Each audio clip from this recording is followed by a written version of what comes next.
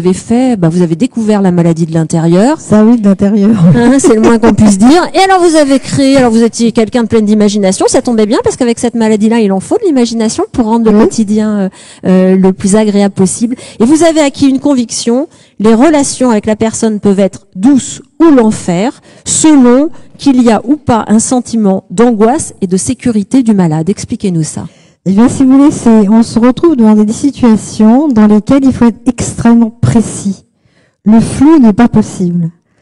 Donc, au début, on comprend rien, ce qui est un peu normal. Et puis après, moi, j'ai fini par comprendre un certain nombre de choses et je réfléchis encore et je me repasse des scènes avec des choses que j'avais pas comprises. Donc, maintenant, je résume. Premièrement, jamais dire non à un patient Alzheimer. Parce que ça sert à rien, en fait. Jamais faire de reproches. Mais alors là, je pose une question. Qui d'entre vous ici a envie de recevoir un reproche? Lève le doigt. Eh bien, personne. Personne. Je trouve jamais de candidat. Eh bien, les patients Alzheimer non plus. Sauf qu'eux ne peuvent pas se défendre contre un reproche. Moi, si je vous fais un reproche, je vais dire, ah ben non, vous dites ça, mais c'est pas vrai. Hein. Un patient Alzheimer ne peut pas se défendre. Il a perdu justement le menu. C'est ce qu'on perd en premier, c'est le menu, l'argument 1, 2, 3, 4. Tu me dis ça parce que si, parce que ça. Rien. Il peut pas se défendre. Donc, il peut pas non plus gérer le stress que le reproche va fabriquer. Donc, quelqu'un tout à l'heure me racontait, je sais pas, qu'il y avait un malade, et puis quelqu'un lui faisait des reproches. Et bon, si on fait des reproches à un malade Alzheimer, c'est vraiment, on part, vous savez quoi? On prend l'autoroute en sens inverse. Si vous prenez l'autoroute dans le bon sens, vous risquez d'avoir une panne, un accident, un embouteillage. Mais prenez l'autoroute en sens inverse, vous êtes sûr que ça va mal se passer. Donc ça, c'est vraiment l'autoroute en sens inverse. De faire des reproches, de dire non. Essayer de le raisonner. Mais on peut pas raisonner, puisque justement, un Alzheimer, par définition, ne raisonne plus. C'est ça il faut comprendre ça. Et ensuite, il vit dans le présent, ce qu'a parfaitement expliqué Lionel Nakache tout à l'heure. Il vit que dans le présent. Donc, on peut, si on arrive à se mettre soi-même que dans le présent, entrer en relation de façon excellente avec ce malade.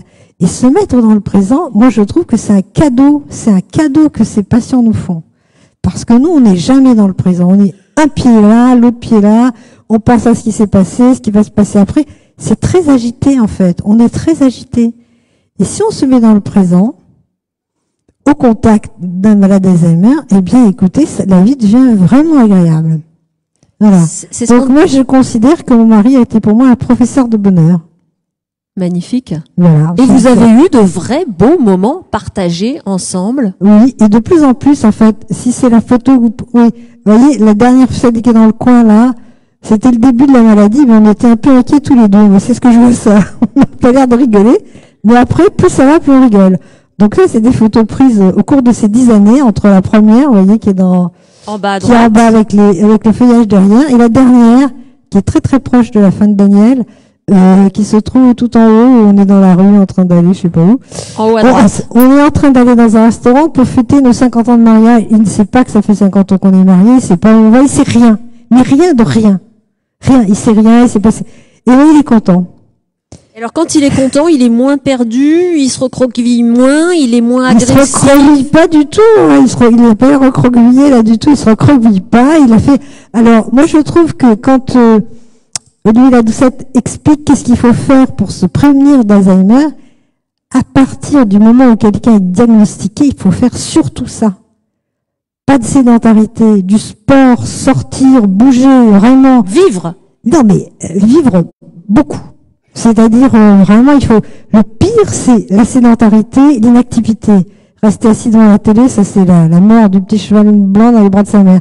Donc c'est vraiment un emploi du temps chargé en activité physique, parce que tout ce qui est physique, ça reste. Le ping-pong, alors j'en parle tout le temps depuis 10 ans, hein, le ping-pong est une activité qui reste telle que jusqu'à la fin. C'est-à-dire que quand la maladie a avancé de façon considérable, que le malade, il arrive, il marche comme ça, vous voyez, parce que son cerveau ne lui dit pas que le sol, ça continue. C'est pour ça qu'il marche comme ça. C'est pas parce qu'il sait plus marcher. C'est parce que justement, son cerveau ne lui dit pas que le sol continue. Donc il va marcher comme ça. Bon, vous le mettez une raquette à la main devant une table de ping-pong, il va jouer à toute vitesse. On se dit, mais comment c'est possible?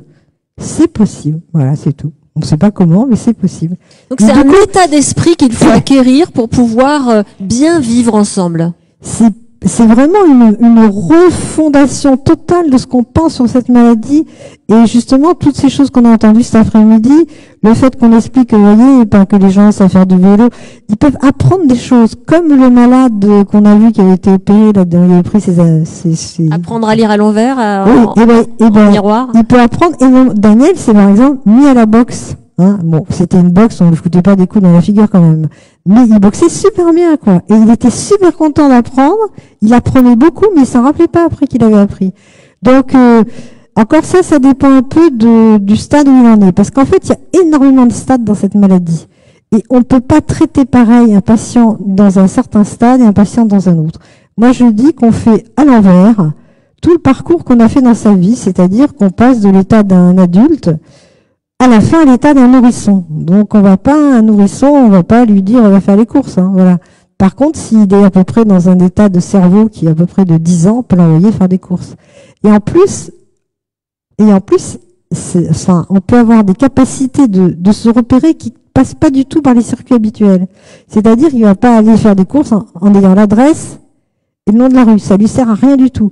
Il faut qu'il ait une certaine sensation, une certaine connaissance de l'endroit où il va aller. Et à ce moment-là, il y va, il revient. Ce que le professeur Nakache nous expliquait très bien tout à l'heure. Très bien. Donc, je suis hyper contente d'avoir entendu tout ce que j'ai entendu parce que, alors donc, vraiment, si on veut aider, vraiment, du sport, une activité physique, n'importe laquelle, balayer, descendre la poubelle, faire éplucher les légumes, enfin, n'importe quelle activité physique, vous voyez, parce que les activités, abstraites, on peut plus les faire. Par contre, la personne, tant qu'elle sait lire, peut lire à haute voix, si on l'écoute. Parce que si elle lit toute seule, comme elle ne se rappelle pas ce qu'elle vient de dire, au bout elle va pas dire 2 minutes, puisqu'elle se rappelle plus ce qu'elle vient de dire. Donc, par contre, si on l'écoute, ça change, ça devient un truc relationnel. Et donc, la personne peut lire pendant 1 heure. Et en être satisfaite. Hyper contente. C'est ce que vous expliquez. Vous avez écrit une pièce de théâtre, La Confusionnite, qui explique ça finalement avec des petits exemples tout simples. Il y a des scènes qu'on voit, c'est des scènes qu'on voit tout à fait. On voit les scènes en action, donc les gens reconnaissent. Ce qui est très drôle, c'est que dans la salle, les gens, c'est tout à fait machin, c'est tout à fait. On reconnaît le malade.